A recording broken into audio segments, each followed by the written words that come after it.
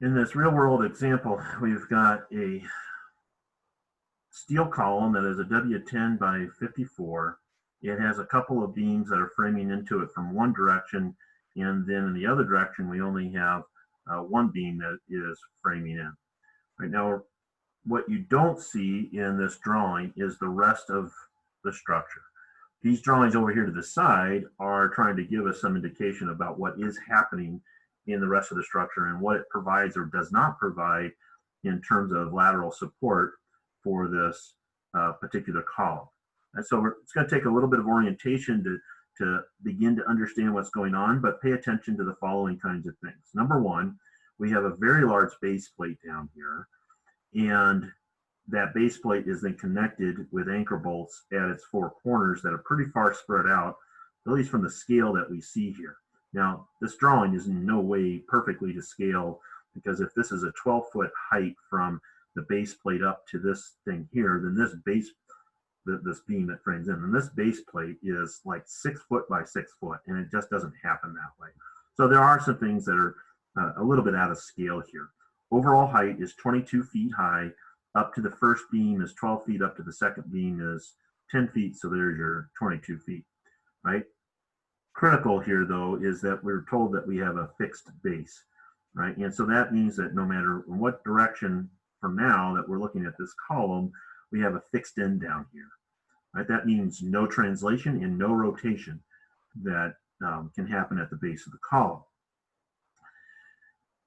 Take note also in this drawing that we've got some designation of some local axes, X and Y's, at both of those levels. That's going to be important. Those turn out to be lined up with the orientation of this W shape to begin with, right? So again, there's a lot of little pieces to begin to try to understand.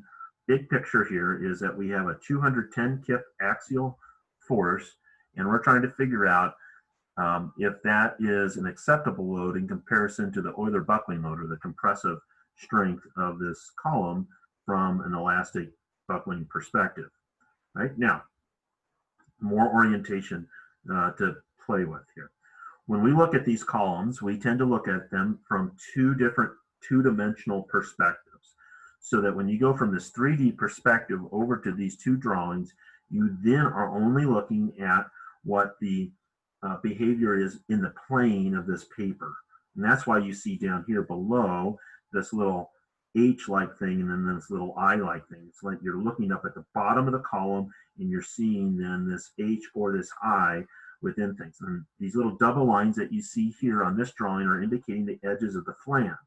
All right, so this viewpoint here is looking at it from the lower left up to the right. And that's why you see these little I shapes that represent the beams that are framing in there, right?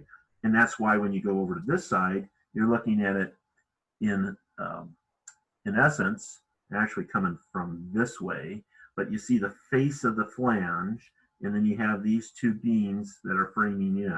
All right, so that's why I know we're coming at it from the upper left down to the lower right, because the beams are hanging off to the right in this particular drawing.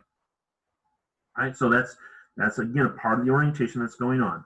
Now, when we look at this one here, the one at the left, that means we're coming from the lower left this way, right? And you're seeing the flange. Remember, the behavior is in the plane of this little guy that's here, right? So we've got a fixed end down here, but there's nothing to provide restraint laterally where this beam frames in the plane of that frame. Same thing at the top, which tells me that when this thing buckles, that it has no rotation at the bottom, but it's going to have an unbraced length that goes all the way up to the top. And it'll be something like that, right? No rotation at the bottom. So that total length, that total is 22 feet. Now, if you have a beam that looks like that and bends like this, then it's bending about this axis.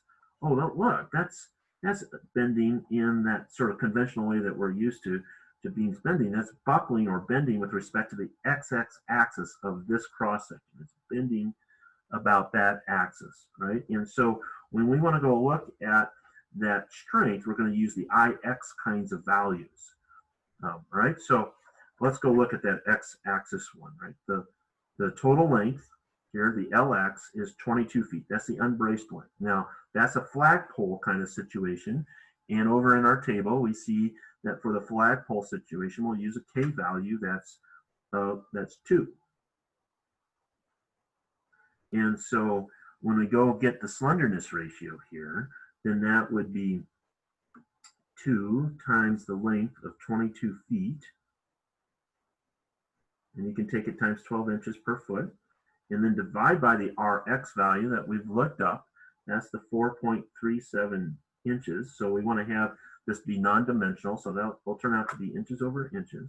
So 2 times 22 times our 12 will be our effective length in inches, 528, divided by 4.37, and that is a effective slenderness ratio of 120.8, which is probably good enough. I'll write down the 2 because I know a lot of you like to write every possible digit, but probably just put it in memory and I'll get the same kind of thing, right? All right, now for the other direction, we have a different situation. These beams frame in and they're attached to something that doesn't displace left and right or even up and down. So that means that we have 2 segments to deal with. We've got the lower segment at 12 feet, the upper segment at 10 feet. Now buckling in this plane or bending in this plane with respect to the local YY axis of the cross section. That would be here. There's your YY axis. So we'll use our RY value that goes with that. But in this case, we got to be thinking about what happens here, and that is, all right, in the buckle shape, no translation at those nodal points. And at the bottom, we have a fixed end, but at the top, gee, what does that beam do? Well, notice something here. It does not connect the flanges of the beam. This little shear tab that comes out only connects to the web. Remember, tau equal VQ over IB, maximum shear stress in the middle, or the web at the centroid, right? So we're transferring shear through this cross section, through the connection, and we're also transferring some sort of axial force capability. But sigma equal my over I, we're not connecting up the flanges. So this is a pin connection at that top and bottom because we're not connecting those flanges, those outer pieces. Even though it doesn't look like a pin, it behaves as a pin because we can transfer significant shear capacity of the cross-section and axial capacity of the cross-section over, but we can't transfer much of the bending capacity, or bending stiffness is what really matters here. And so that effectively acts like a pin. So that means the top is pin-pin, and when it buckles, it'll be something like just a half sine wave. It means our K value, which will be for the Y, will be equal to 1.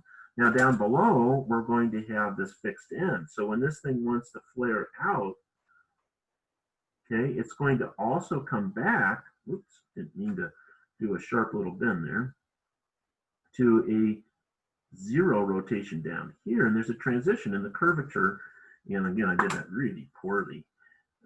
There's a transition point here and an inflection point where we get half sine wave on the upper portion and then a tiny little thing there, and then you go and you say, all right, wait a minute, what? We've got fixed at one end, we've got pinned with no translation at the other end. That K factor theoretically is 0.7. Right, so when we come down here, we got that upper portion K of 1, lower portion 0.7, and then we come along and we've got now the unbraced length in the top is 10 feet. Again, turn it into inches, and the RY value is 2.56 inches. And so that will be the same as 120 divided by 2.56, or 46.875. That's crazy. 46.8 or 46.9.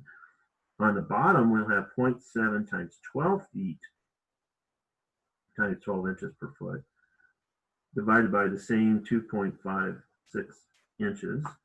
And that's going to be kind of small too. 0.7 times 12 times 12 divided by 2.56.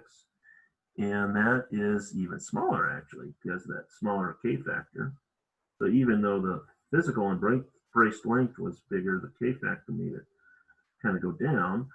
And we're going to be controlled by the most slender segment, or mode, which is Kx, or, well, the x-axis, by a lot, right? And so when we go to get the critical one, okay, if you want to calculate it for all three, go ahead, knock yourself out, but it's pretty easy to predict.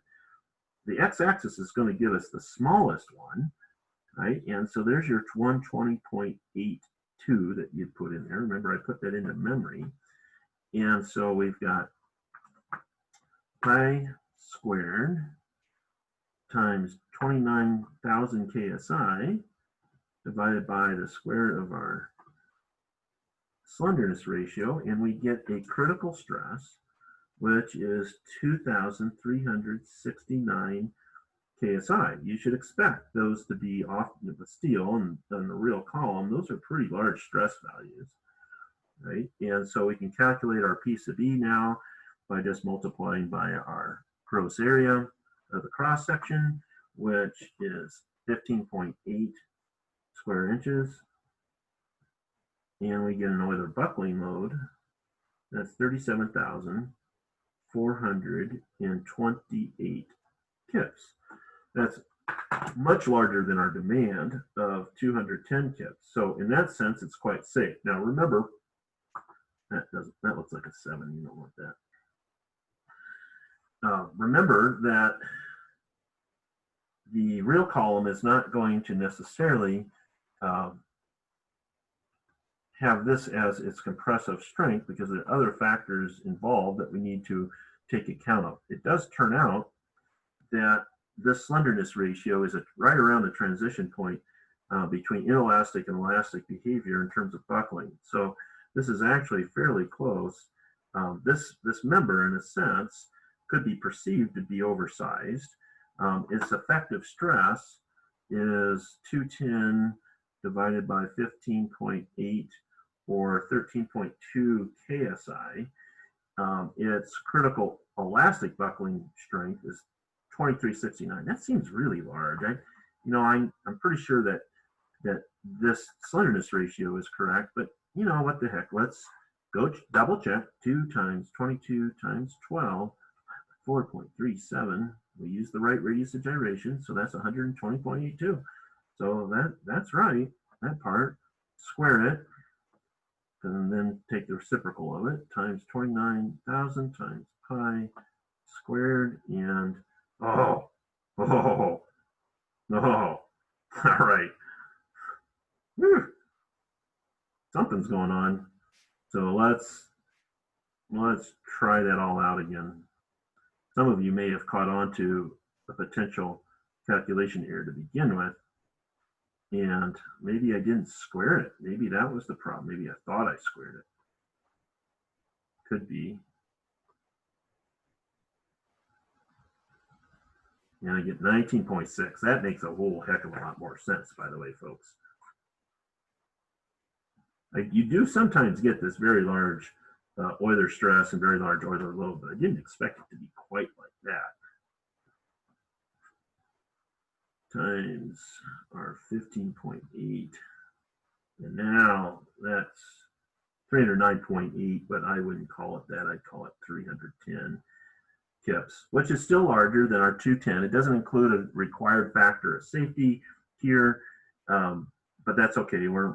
That's the design class where you get into that. But this makes a heck of a lot more sense, and it's not quite so oversized. So I'm pretty sure that the problem is that I didn't square the slenderness ratio. Yep, that was it. That was the mistake. And so see that's you do need to have a sense of these numbers as you're going through to double check any potential calculation errors that you have in there. So anyways, that's how you handle a real world buckling situation, particularly from an elastic buckling.